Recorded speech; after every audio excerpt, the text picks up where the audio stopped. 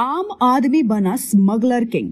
भारत में अंडरवर्ल्ड और स्मगलर्स की कहानी 60s के दशक से आम हो चुकी है। 90s के दशक में तो मुंबई में डॉन का अलग एक खौफ था और इन्हीं में से एक था हाजी मस्तान।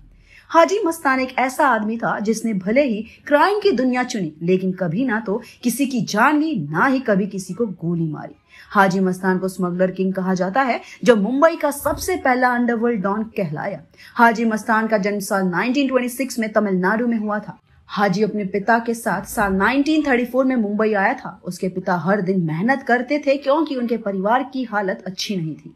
साल था 1944। हाजी अब 18 साल का हो चुका था और उसने अब कूली की नौकरी करनी शुरू कर दी थी। हाजी मुंबई डॉक्स पे कूली का काम करता था। इसी बीच हाजी मस्तान की मुलाकात गालिब शेख नाम के आदमी से हुई। गालिब ने हाजी को बताया कि उसे एक खास सामान यानी सोने की महंगे बिस्किट्स और घड़ी को उठाना होगा। हाजी तुरंत राजी हो गया।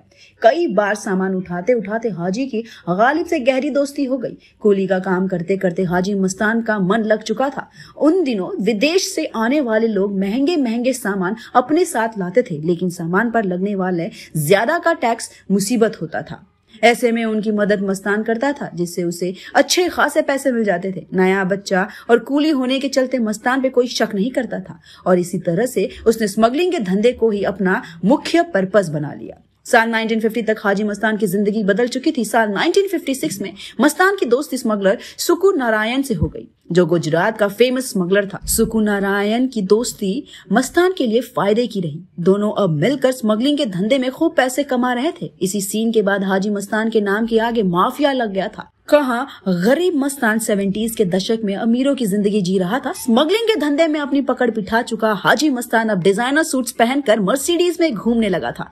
वहीं 70s के दशक में जब देश में इमरजेंसी घोषित हुई, तब हाजी मस्तान को गिरफ्तार करके जेल में डाल दिया गया। जेल में हाजी मस्तान की मुलाकात जयप्रकाश नारायण से हुई और 18 महीनों बाद जब वो जेल से बाहर आया तो उसने क्राइम की दुनिया को छोड़ने का फैसला कर लिया।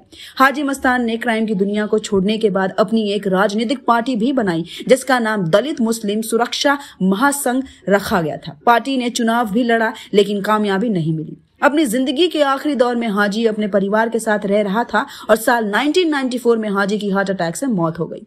ये तो थी हाजी मस्तान की कहानी। आपकी हाजी को लेकर क्या सोच है, ये हमें कमेंट सेक्शन में जरूर बताइएगा। तब तक के लिए हम आपसे लेते हैं विदा।